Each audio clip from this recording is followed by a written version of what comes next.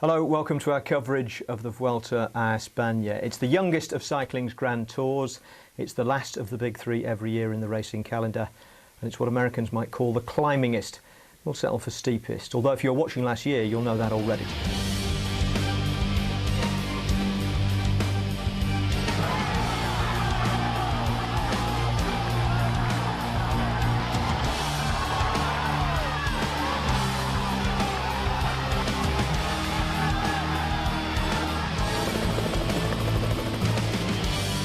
Rodriguez has gone for the stage when this is all important. Rodriguez crosses the line.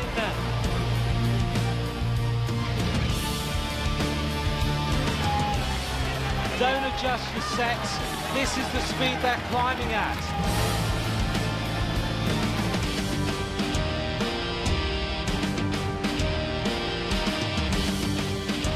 Contador is accelerating up this steep bit of the climb. Rodriguez with every sinew trying to get that bike to go forward.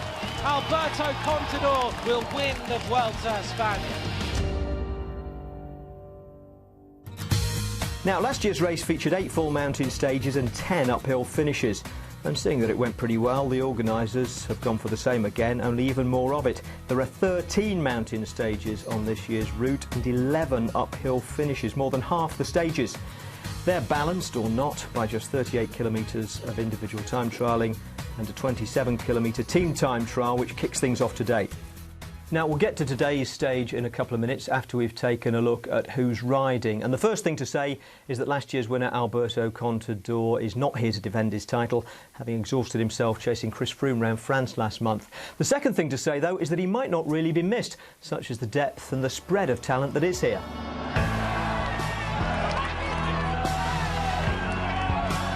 Italy's Vincenzo Nibali has won this race before, back in 2010.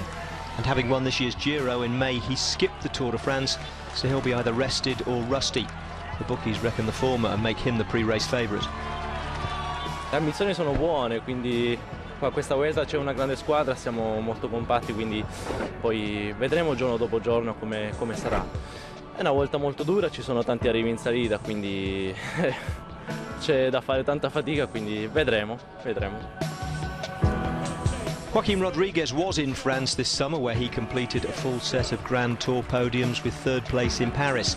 All that's missing from his CV now is a Grand Tour win, but for a dozy day off last year, he'd already have one. Esperemos que me vuelva a pasar igual, ¿no? Que ese punto de estar cerca de la victoria pues te dé la rabia o te dé la fuerza y la moral para saber que puedes ganarla y luchar por una grande. Alejandro Valverde ended up riding for his teammate Nairo Quintana in July after a crash put him out of contention. The entire Movistar squad will be riding for the 2009 champion in his home race. Colombia is currently the second-ranked nation in the world behind Spain, and 2 of the riders responsible for that head Sky's challenge. Rigoberto Urán was runner-up in this year's Giro with help from his teammate Sergio Henao. Here, unless the road dictates otherwise, the roles will be reversed. Colombia also took the best young riders jersey at the Giro through Carlos Betancourt, who finished 5th overall. He leads the French AG2R team. Samuel Sanchez leads a whole team in search of new teams. This Vuelta will be Euskaltel's farewell tour come closing down sale. Dan Martin first announced himself as a Grand Tour rider with a stage win in the Vuelta 2 years ago. Having the season of his life, he's capable of winning more than one this year. Just take it as 21 one-day races. I've said it over and over again, and that's definitely the case at this race. I mean, I don't know how many mountaintop finishes there are, but there's at least double figures, and they're all opportunities for me to try and get another stage win here. Without Alberto Contador to chaperone, Nicolas Roche can ride for himself. The same goes for Roman Kreuziger, and they're just 2 of a possible 4-headed Saxo challenge for the podium. Away from the battle for the race overall, the Vuelta's single time trial should be a fight between the reigning and former world champions Tony Martin and Fabian Cancellara, although they'll both need to survive the mountains to reach it. The world road champion Philippe Gilbert is here too, still looking for his first win in the rainbow jersey in his last race before he defends it. And among all the veteran big names, there are some interesting new ones, including a pair of young British riders. Omega's Andy Fenn and Sky's Luke Rowe are making their Grand Tour debuts. In Rowe's case, beating Geraint Thomas to the honour of being the first Welshman ever to ride the Vuelta. Been told that. I got told on Twitter the other day. As far as I know, I am. G hasn't ridden it yet, so he's the obvious other option. So I think I am, yeah.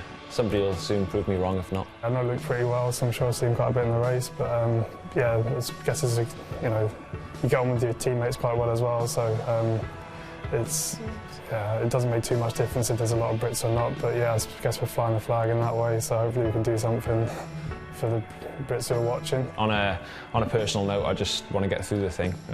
Want to arrive in Madrid and finish my first Grand Tour. Now, it's conceivable that one of those two could be leading the race at the end of today, or at least be on the leading team. I shouldn't imagine either Omega or Sky would plan for Andy Fenn or Luke Rowe to be the first man over the line in the team time trial. And on the subject of the race leader's jersey, let's just do a quick jersey check before we get to the opening stage for anyone not familiar with them. It's red for the race leader in the Vuelta, green as in the Tour de France for the points, although the points are the same every day, whether it's a summit finish or on the flat, so it's not just a sprinters competition. The King of the Mountains gets large blue dots to carry up the climbs, and there's no best young rider classification in the Vuelta. The white jersey is for the rider with the highest combined placings in the other three categories. As usual, there are time bonuses for the first three finishers on all but the time trial stages, although for the second year running they've been reduced. 12, 8 and 4 seconds last year has become 10, 6 and 4 this year.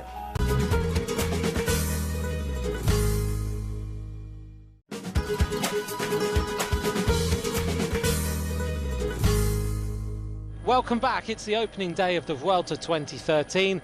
This is Radio Shack Leopard with Fabian Cancellara. This team will turn into the Trek World Team for 2014.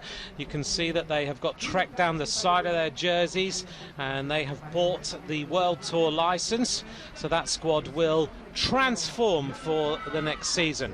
This is Katusha. They can't afford to lose too much time, so Rodriguez will be very, very keen to ensure that they ride consistently all the way through. In this squad they have of course got Daniel Moreno, Luca Paolini, who could figure in some of the sprints, and now one rider is starting to struggle, and that is Koshotnik of Russia. He's gone, so they've lost a rider, and so far they're in contention. Yeah, they're not too far behind, not quite there in the mix for the stage win, but they're in there in terms of limiting the time losses to the other favourites for overall. It's a long, long way to go, but you don't want to lose unnecessary time even at this stage of the tour.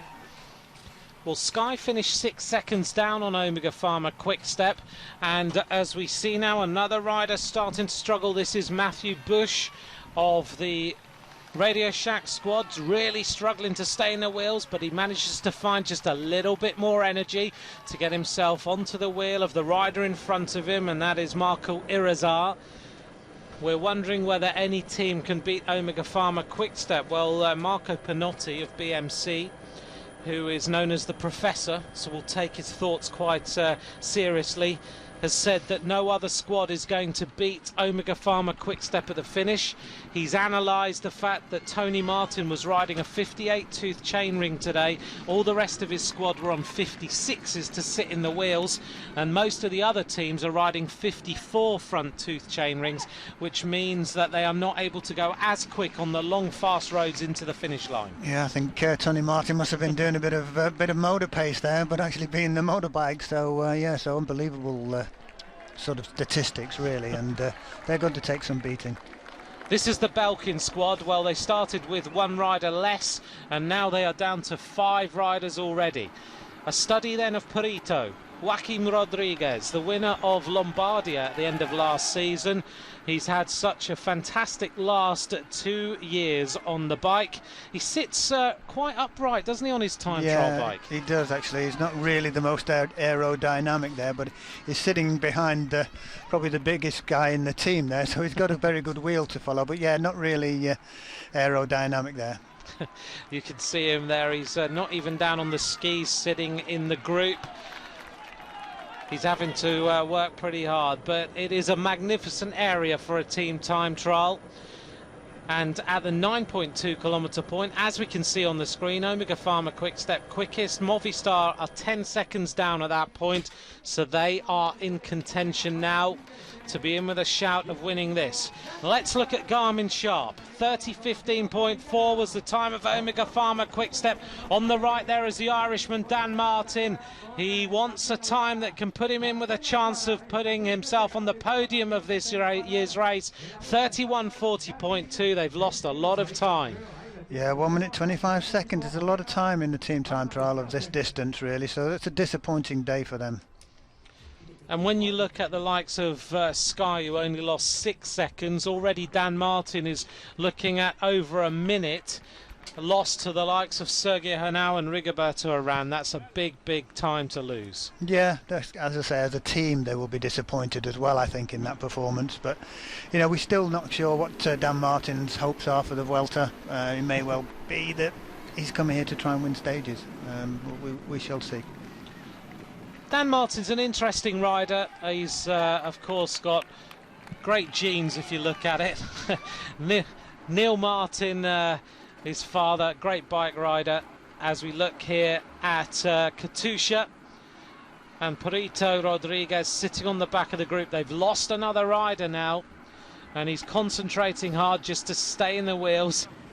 Movistar starting to lose some troops as well, and their team captain on the road, Jose Gutierrez, surprisingly now dropped. Yeah, again, that's quite early to have a rider dropped, and you know, they could do without that. They're down to 7, so they've lost another rider as well. So difficult times for Movistar, so they're going to struggle to get that time back off Omega, but they'll be looking, as we say, mainly at keeping the distances reasonable between the other overall contenders. Another rider's got a bit of a problem here. There was a hand up. I don't know whether one of the Movistar riders may well have a technical problem or a puncture. And you may have noticed that one of the riders, a little tap on the back there to get himself back in the line when that technical problem happened. Yeah, difficult time, but it's obviously the only time when you will wait for somebody if it is one of your leaders. So that rider will be left. Radio Shack Leopard, they are closing the gap. Look at this, 21:59 now.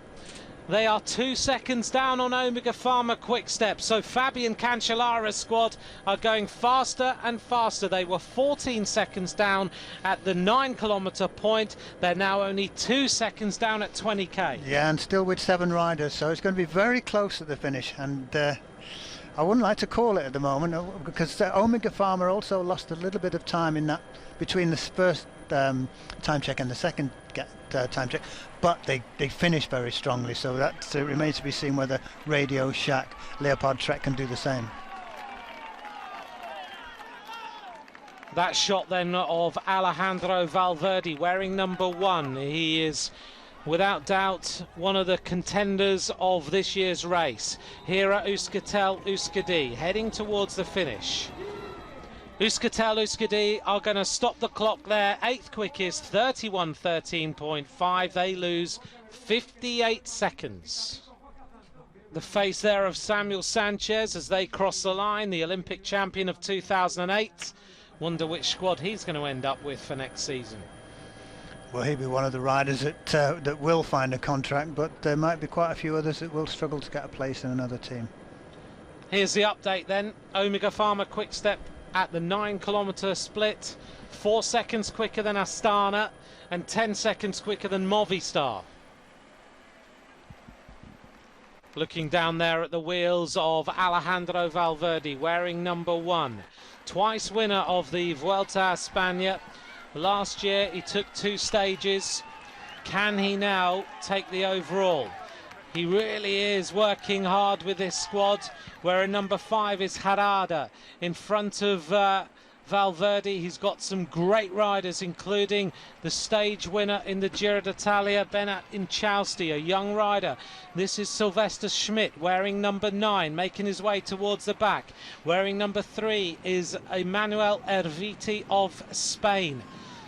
Wearing number 2 there on the left-hand side is Kopecky, and I'm looking to see where Inchausti is, and I think Inchausti was the rider who had that technical problem, because he's not here. No, it may well have been, but what's left of the team there, still 6 riders. They're not in too bad a position. They are riding well technically. This was the problem, so we saw Inchausti put his hand up. He had a technical problem, he looked down, and Movistar made the decision straight away, no messing, we're driving on, we're leaving you. Yeah, fortunately somebody made the decision, like, as you say, very quickly there. The guy realised, saw that the gap, he'd just pulled out and left a little bit of gap. Rider behind him, just give him a little nudge just to push him back onto that wheel, and you know, other than losing one man, there was no real mishaps in the team organisation.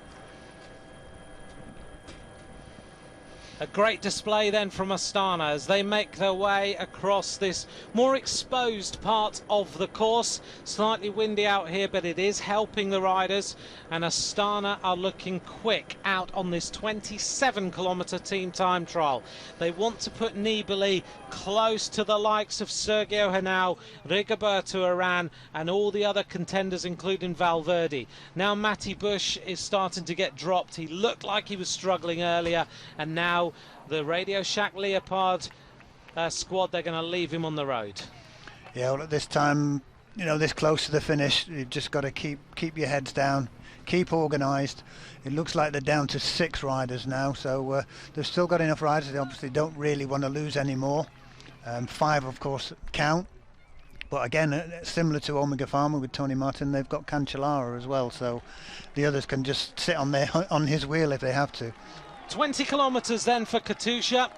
They go through there 22.7. They've lost 25 seconds so far on Omega Pharma Quick Step. That's pretty good for the team of Rodriguez. He won't be worried. The arrival then of Belkin as they drive to the line, 30.48.3, 7th fastest for a depleted Belkin squad. Not a bad time for them. They'll be quite happy with that, I think, in the circumstances. They've had a difficult day, you know, off the bike and on the bike, so they'll be happy with that. The beach on the right-hand side, everyone is off there now pretty much. They've enjoyed the sunshine of the afternoon, and now they are lining up. 1 kilometre to go for Radio Shack Leopard, and they are full gas now for the finish. Well, the big man's on the front, isn't he, Cancellara? It's just a case about staying on his wheel and just leave him to it now. He will drive all the way to the line, I'm sure. You don't need a Vespa to be motor paced. All you need is Fabian Cancellara. It's little and narrow through here.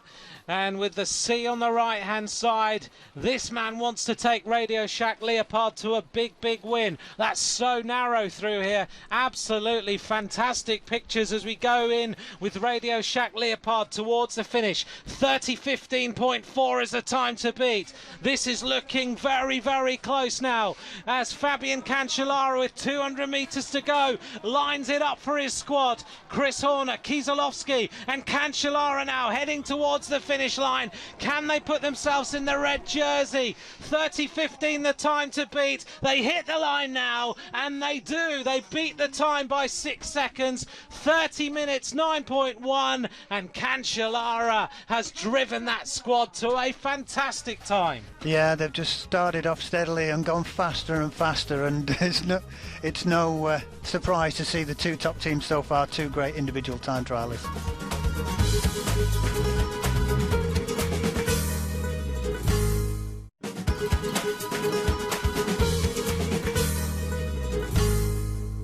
This is a critical moment for Katusha. Last year they lost the Vuelta with a moment's hesitation to Contador. Here they could be losing seconds in the last kilometre.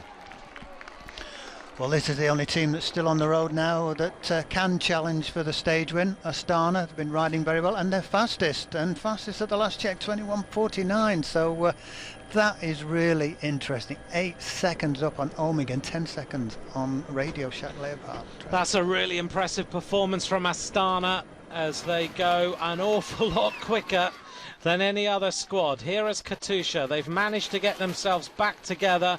These 5 riders as they go through the twists and turns in towards the finish. The crowd banging the boards either side of the road. but Katusha, I think, are going to start to drop away, whereas previously it looked like they might be putting themselves in with a good shout. This time they could be dropping out of the top 10. Radio Shack Leopard's time then, 30 minutes and 9 seconds. That is the all-important time to beat.